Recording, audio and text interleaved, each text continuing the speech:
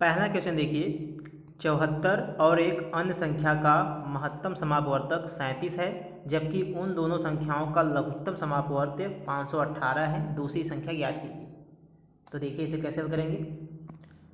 आप लोगों को यहाँ पे दिया गया है दो संख्याएं हैं, लव से दिया गया है 518, म से दिया गया है 37। ठीक है, यानी एलसीएम आपको दे दिया गया है, एचसीएफ दे दिया गया है। पहली संख्या भी पता है और दूसरी संख्या पता करना है। मान लीजिए वो एक अन्य संख्या जो है x है।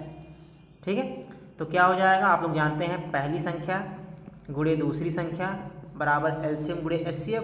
तो एलसीएम 518 गुणे एचसीएफ कितना है 37। ठीक है, इसे हल कर लेंगे। 37 से 74 काट देंगे, दो बार जाएगा।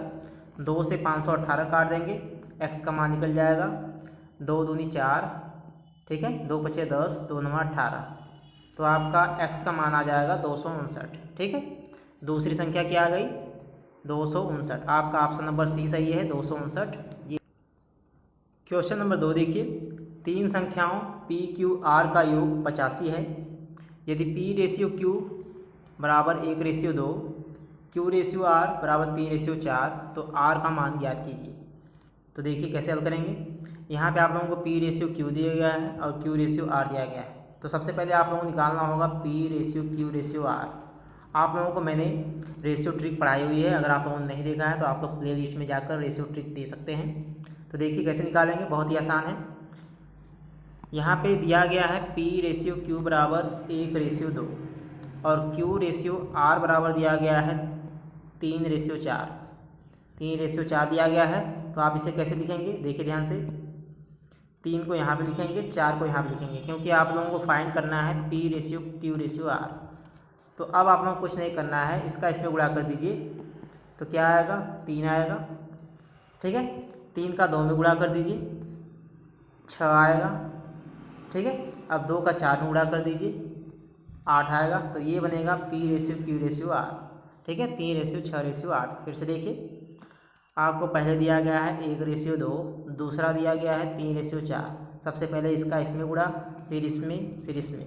ठीक है, तो आ जाएगा 3:6, 4 दूनी 8। ये बनेगा आपका P ratio Q ratio R. ठीक है, अब आप लोग आ जाइए क्वेश्चन में। आप लोगों का निकल गया है 3:6:8। ये P ratio Q ratio R आपका निकल गया है। अब आप लोग देखिए यहाँ पे क्या लिखा गया है, पी क्यू आर का योग 85 है। पी क्यू आर का योग 85 है। तो यहाँ पे रेशियो में भी मान निकला है, इन्हीं को जोड़ दीजिए। पी क्यू आर इनके जोड़ेंगे तो 3, 6, 9, 9, 8, 17, यानी 17 का मान 85 के बराबर है।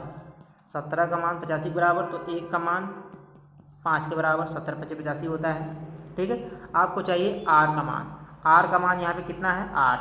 ठीक है, 8 का मान निकालना है। 1 का मान 5 है, तो 8 का मान क्या आ जाएगा, 8 × 5 क्या आ जाएगा आपका 40। ठीक है, तो 8 का मान आपका 40 आ गया, यानी आपका ऑप्शन नंबर ए सही है, 40।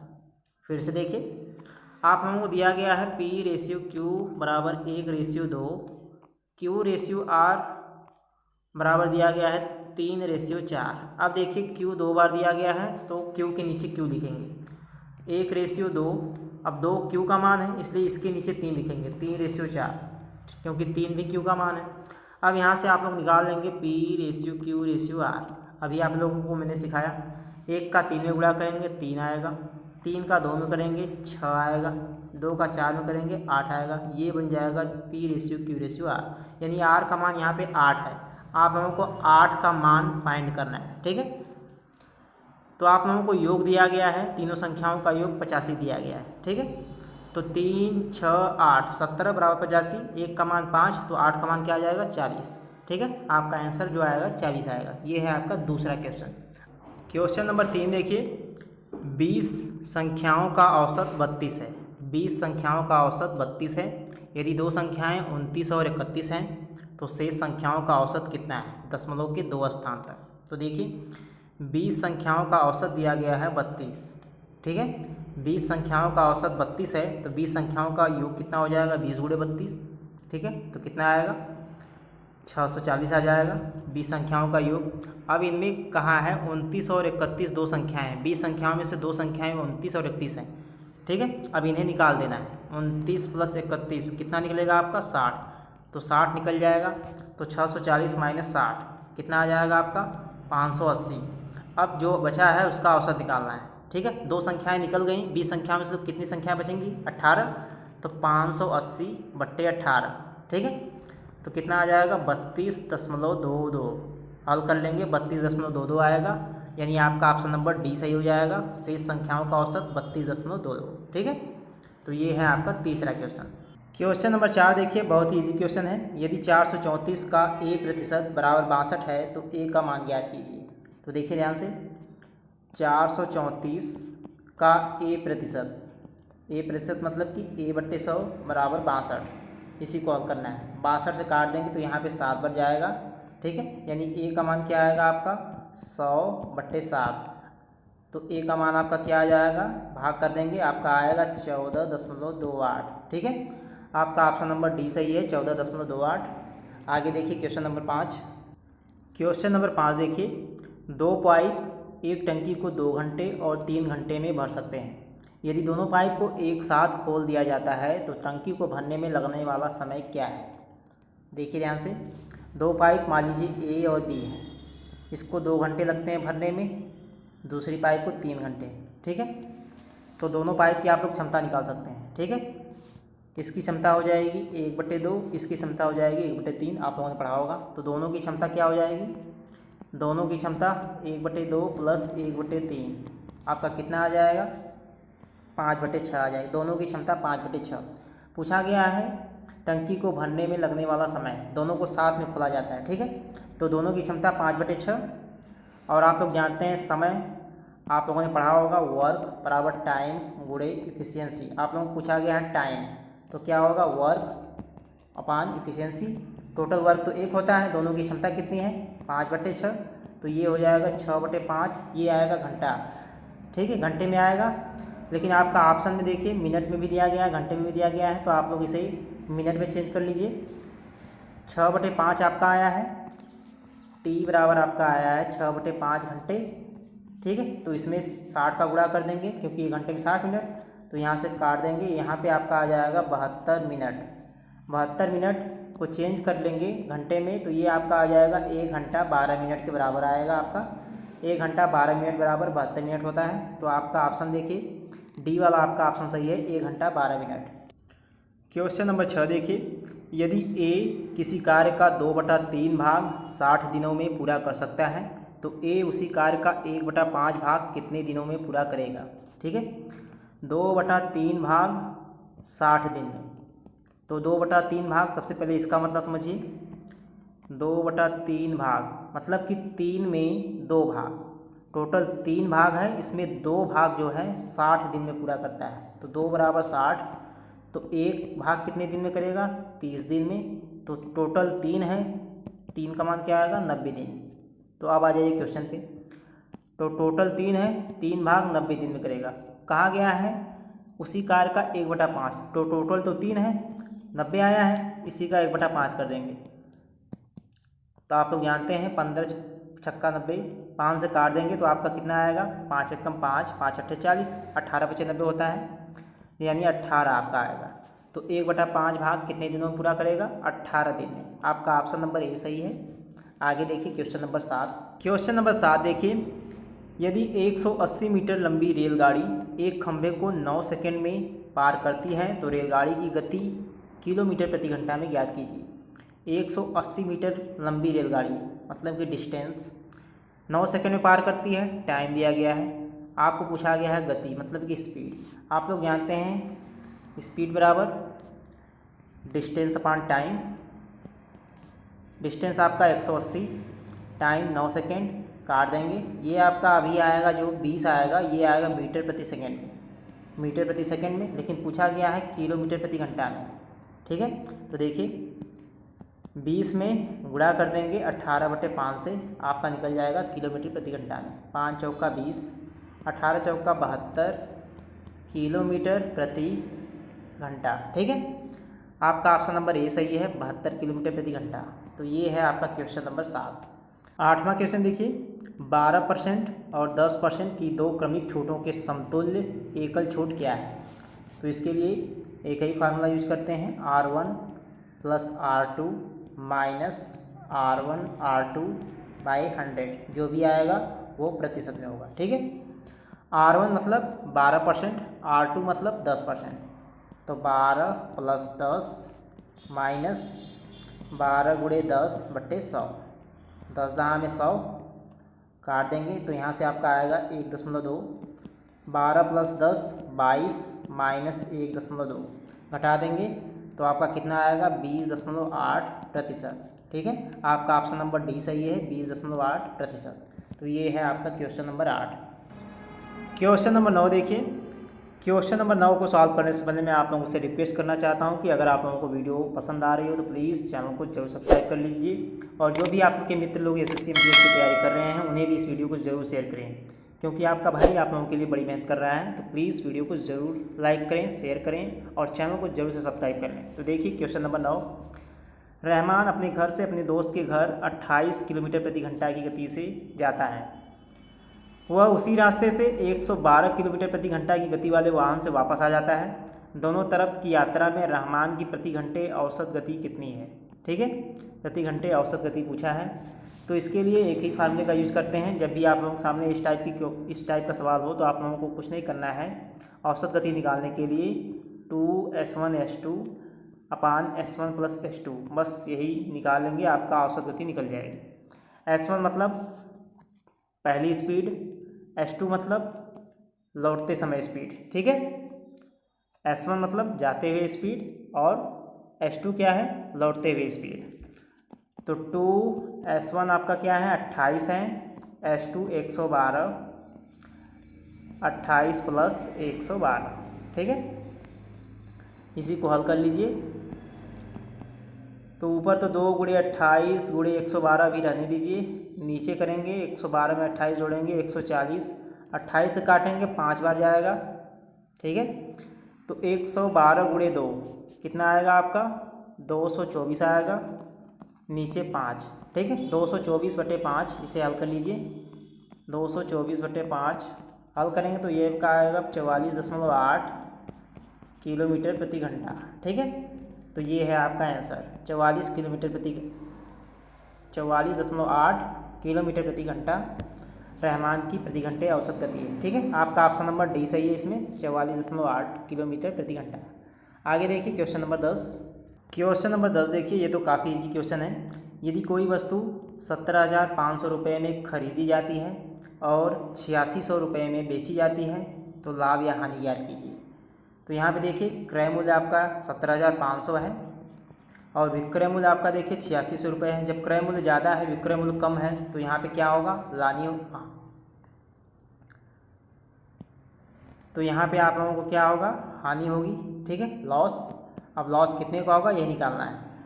तो लॉस निकालने के लिए 17,500 माइनस 8600। ठीक है, हानि बराबर क्रय मूल्य माइनस विक्रय मूल्य, तो घटा देंगे तो आपका आ जाएगा 8900 रुपये। 8900 रुपये की हानि होगी इसमें, आपका ऑप्शन नंबर बी सही है। ठीक है, क्वेश्चन नंबर 11 देखिए। दो संख्याएं 7:10 के अनुपात में हैं। यदि संख्याओं का योग 119 है तो संख्याओं का अंतर जो पूछा है कितना है। ठीक है, संख्याओं का अंतर पूछा गया है। दो संख्याएं हैं 7:10 के अनुपात में, दोनों संख्याओं का योग 119 है। तो दोनों संख्याएं दी नहीं गई, दोनों संख्याओं का रेशियो दिया गया है। तो अगर 10 7 जोड़ दें तो कितना आएगा 119 के बराबर, क्योंकि दिया गया है दोनों संख्याओं का योग 119 है। तो यानी 17 का मान 119 के बराबर है। आप लोगों को निकालना है दोनों संख्याओं का अंतर।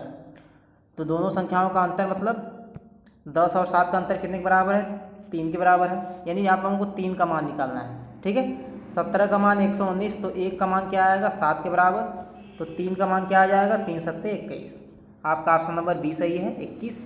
ठीक है, फिर से देखिए दो संख्याएं 7:10 के अनुपात में। अब अगर दोनों संख्याओं का योग करेंगे तो 10 + 7 17 आएगा, और दोनों संख्याओं का अंतर किसके बराबर है 3 के बराबर है। इस 17 का मान 119 है तो 3 का मान 21 आएगा, क्योंकि 17 7 119, 1 का मान 7 आएगा तो 3 का मान 21। ठीक है, चलिए क्वेश्चन नंबर 12 देखिए। क्वेश्चन नंबर 12 देखिए, एक दुकानदार एक शर्ट के अंकित मूल्य पर 20% की छूट देता है और फिर से दुकानदार नए मूल्य पर 15% की छूट देता है। यदि शर्ट का अंकित मूल्य 500 रुपये है तो शर्ट का विक्रय मूल्य ज्ञात कीजिए। तो यहाँ पे देखिए दो छूट दी गई हैं, 20% और 15%। तो सबसे पहले एकल समतुल्य छूट निकाल लीजिए, क्योंकि दो छूट दी गई हैं। तो कैसे निकालते हैं, 20 + 15 माइनस 20 × 15/100, दोनों छूट का एकल छूट निकाल लीजिए। ठीक है, यहाँ से देखिए 20 × 25 100, 5 × 3 = 15, 20 + 15 35, 35 - 3 यानी 32%। ठीक है, यानी दोनों छूट का मिलाकर आगे आपका 32% छूट है। टोटल छूट कितने का है, 32%। अंकित मूल्य कितना है आपका, 500 रुपये। 500 पे 32% की छूट है।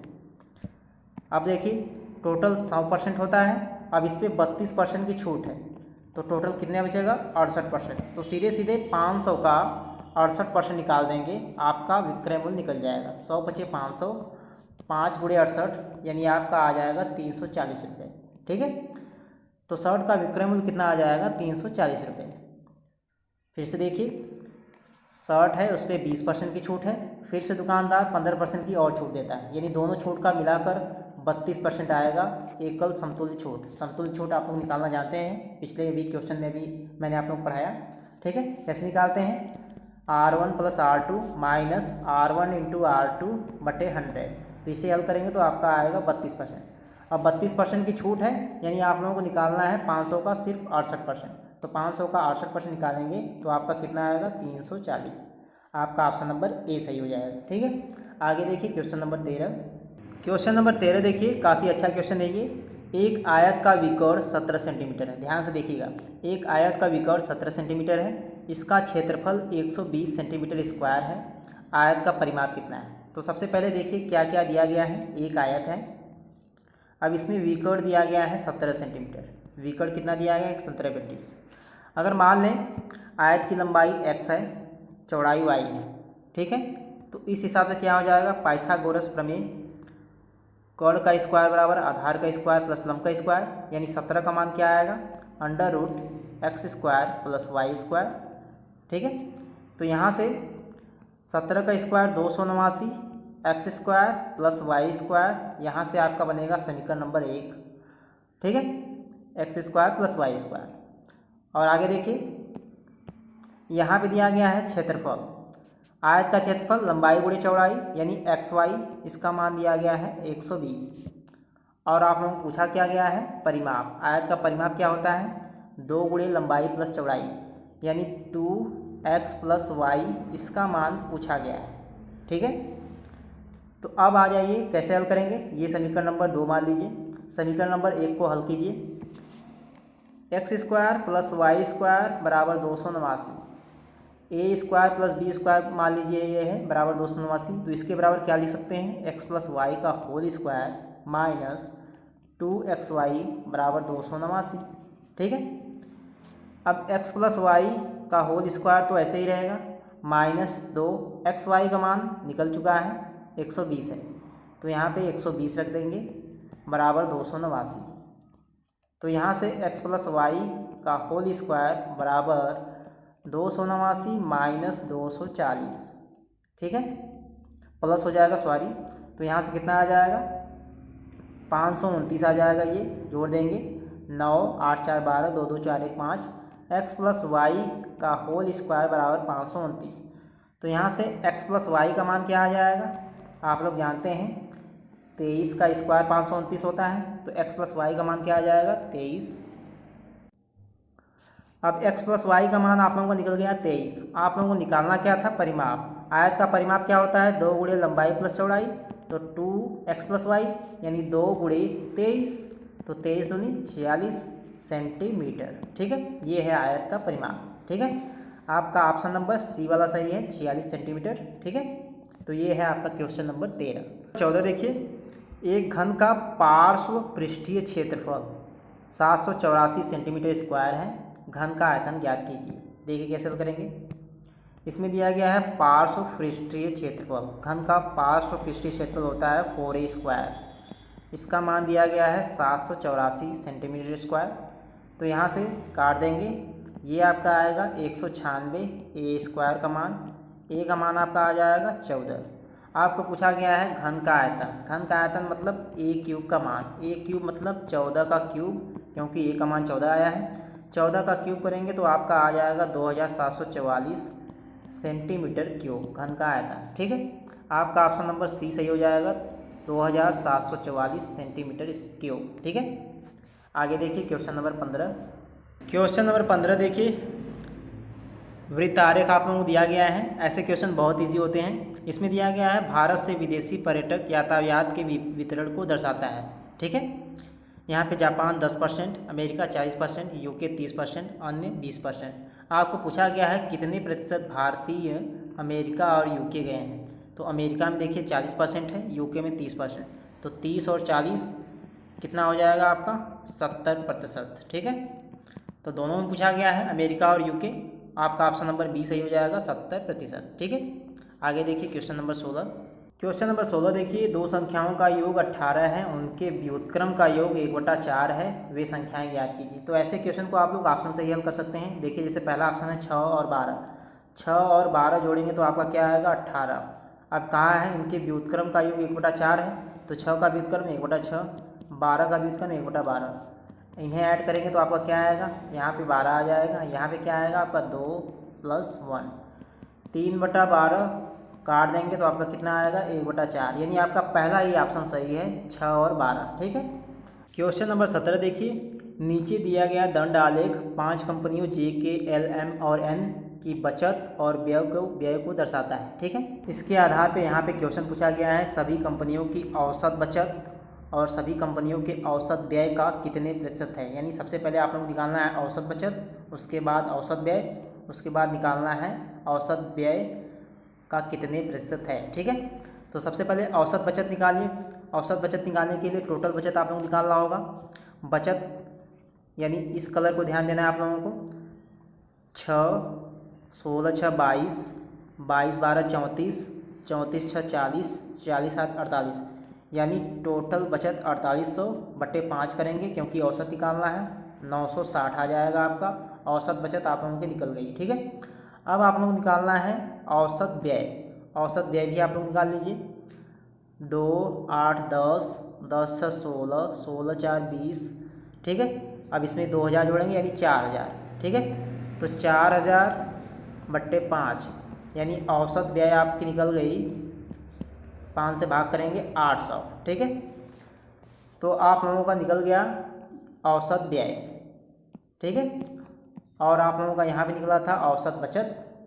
तो पूछा गया है औसत बचत औसत व्यय का, औसत बचत 960 है, औसत व्यय 800 है, का कितने प्रतिशत है। यानी यही आप लोग निकालना है।